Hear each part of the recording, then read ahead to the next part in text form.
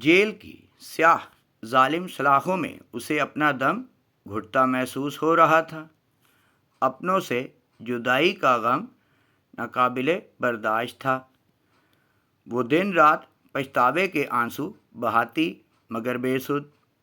گزرا وقت کبھی اس کے ہاتھ نہ آ سکتا تھا، بلکہ پردہ سکرین کی مانند اس کے سامنے تمام مناظر چلنے لگتے۔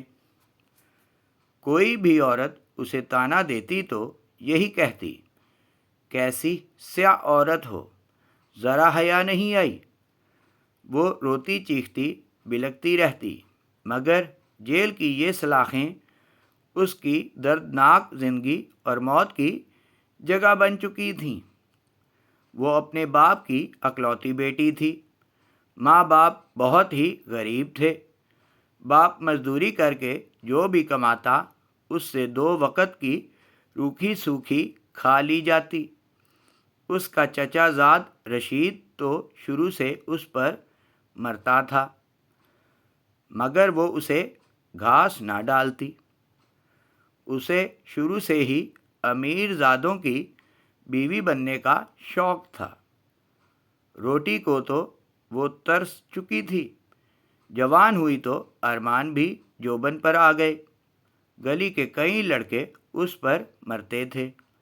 بے حد حسین تھی، اسی لیے غرور بھی کرتی۔ جلد ہی اس نے ایک آدھ لڑکے سے بات کرنے کے بعد کھانے منگوانے شروع کر دیے۔ وہ اپنی عزت کی حدود کو جانتی تھی، مگر اس کا مقصد صرف باہر کی دنیا گھومنا اور کھلا کھانا پینا تھا۔ باپ کو اس کے حالات کا علم ہوا تو اس نے زبردستی چچا زاد رشید سے نکاح پڑھوا دیا۔ اب وہ رشید کی بیوی بن کر اس کے گھر رہتی۔ رشید جو کہ سموسوں کی ریہڑی لگاتا تھا، شادی کے شروع میں تو وہ اچھا خاصا کھلاتا رہا، مگر آہستہ آہستہ وہی پرانے دن آنے شروع ہو گئے جب وہ بھوک سے بے حال ہوا کرتی تھی۔ رشید تو اسے بالکل ناپسند تھا۔ وہ اسے محبت سے دیکھتا بھی تو اسے خوب ڈانٹتی اور اپنی طرف دیکھنے سے بھی منع کر دیتی۔ رشید بھی اس کے حسن کا اسیر تھا اور اب تو اسے اولاد کی خواہش تھی، مگر نازیہ جانتی تھی جو اسے پیٹ بھر کر نہیں کھلا سکتا وہ اس کی اولاد کو کیا کھلائے گا۔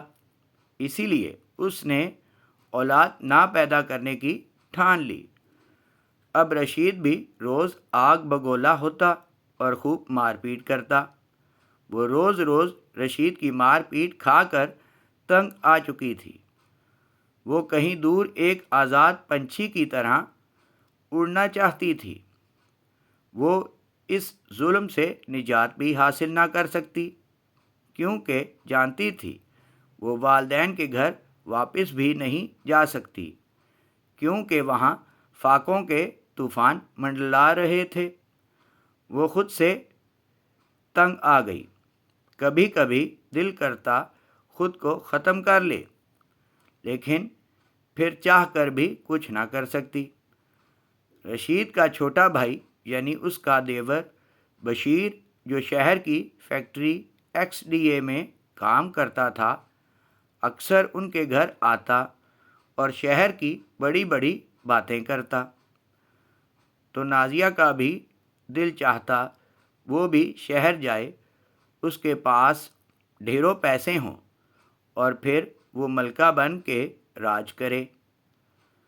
وہ جانتی تھی رشید کے پاس بھی اپنا گھر ہے، سونا موجود ہے اور بہت ساری رقم جمع کر چکا ہے، مگر پھر بھی وہ ان سب تک رسائی حاصل نہ کر سکتی تھی۔ اس نے رشید کے چھوٹے بھائی کو ہی زلفوں کا اسیر بنانے کی کوشش کی۔ جلد ہی وہ اس کھیل میں کامیاب ہو گئی۔ رشید کی ریہڑی پر کام کرنے والا ملازم افضل بھی اس کے حسن کا دیوانہ تھا۔ وہ انہی اچھے برے حالاتوں میں زندگی گزار رہی تھی کہ اچانک غم کی ایسی آندھی چلی جو سب خوشیاں اپنے ساتھ بہا لے گئی۔ وہ روتی رہی، بلکتی رہی، زور زور سے چیختی رہی، مگر کوئی اس کی مدد کو نہ آیا۔ اس بھیانک رات میں نقاب پوش ڈاکوؤں نے زبردستی گھر میں گھس کر فائرنگ کی۔ فائر رشید کے سینے میں لگا اور وہ وہیں گر کر فنا ہو گیا۔ رات کے اس پہر جب سب آرام کی نیند سو رہے تھے، اس نے اپنی چیخوں سے سب کو جگا دیا۔ اس کی دردناک چیخوں سے ہر کوئی غم میں مبتلا ہوتا نظر آیا۔ گھر، زیور اور باقی پیسے سب اس کے نام ہو گئے۔ وہ سارا دن شوہر کی یاد میں روتی رہتی، پھر جلد ہی شہر چھوڑ کر کہیں دور جا بسی، شاید اپنے خوابوں کے شہر، جہاں اسے کوئی روک ٹوک نہ تھی، جہاں وہ اپنی مرضی سے زندگی گزار سکتی تھی، جہاں وہ اپنی مرضی سے اپنے محبوب کی سرگوشی میں جی سکتی تھی۔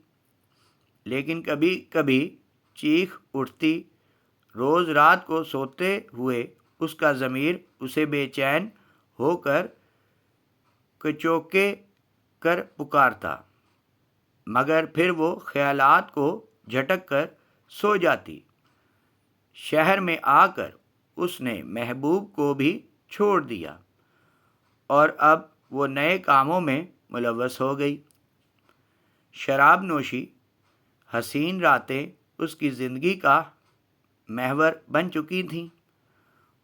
وہ ان کالے دھندوں میں روز منہ کالا کرتی اور پھر تھک ہار کر سو جاتی، مگر معاشرے کے سامنے وہ ایسی شریف عورت تھی جس کا سہاگ ظالم دیور نے ہی اجاڑ دیا، جو بیچاری شوہر کے غم میں جگہ جگہ دھکے کھاتی رہی اور پھر بالآخر بڑے شہر جا کر رہائش اختیار کر لی، جہاں فیکٹری میں کام کر کے 2 وقت کی کھا لیتی۔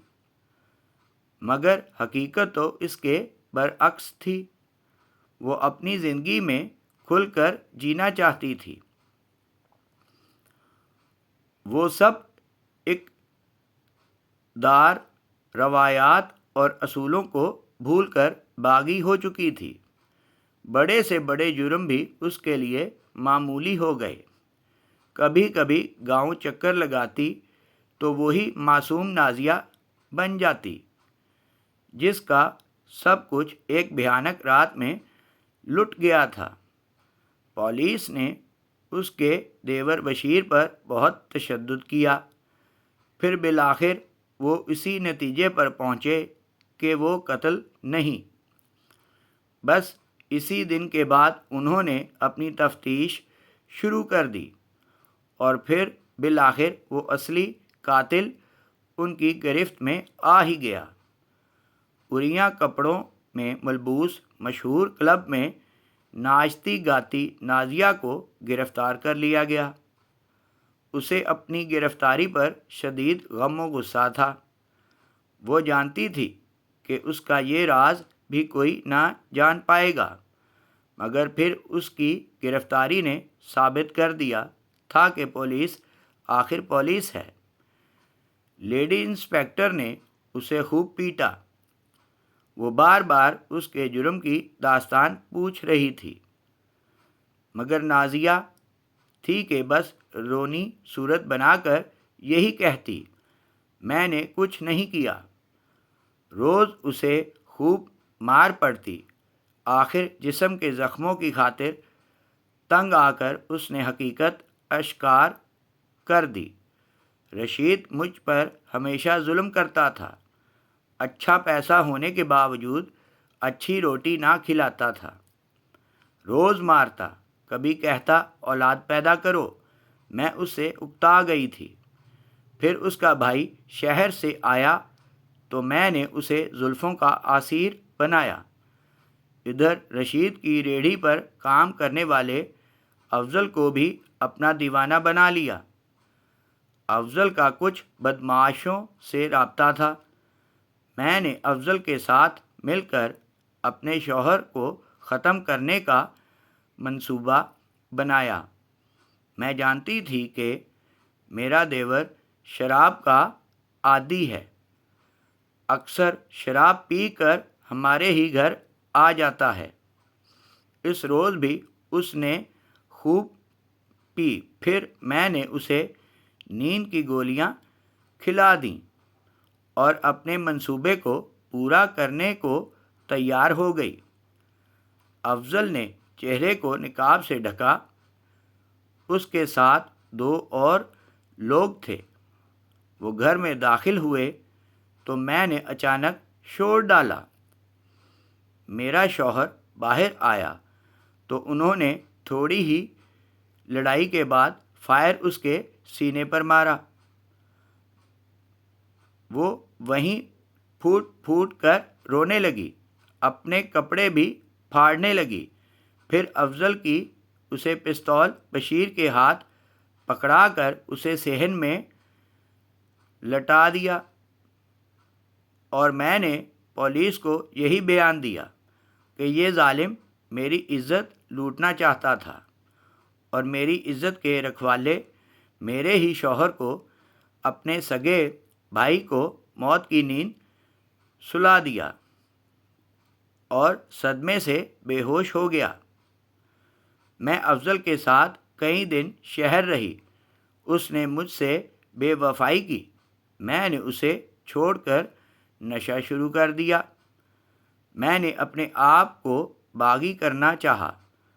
میں اپنی مرضی سے جینا چاہتی تھی، مگر ان سب میں غلط صحیح، حرام حلال، اقتدار، روایات سب بھول گئی۔ میں بہت بری عورت ہوں۔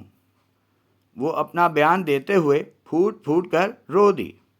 لیڈی پولیس نے بیان لکھنے کے بعد نازیہ سے کہا، اب پچھتانے کا کیا فائدہ؟ جب تمہیں اللہ نے عزت کی زندگی دی تو تم نے قدر نہ کی اور یہ سوچا کہ دنیا کو دھوکہ دے سکو گی، مگر تم بھول گئیں کہ اصل طاقت اللہ کی ہے۔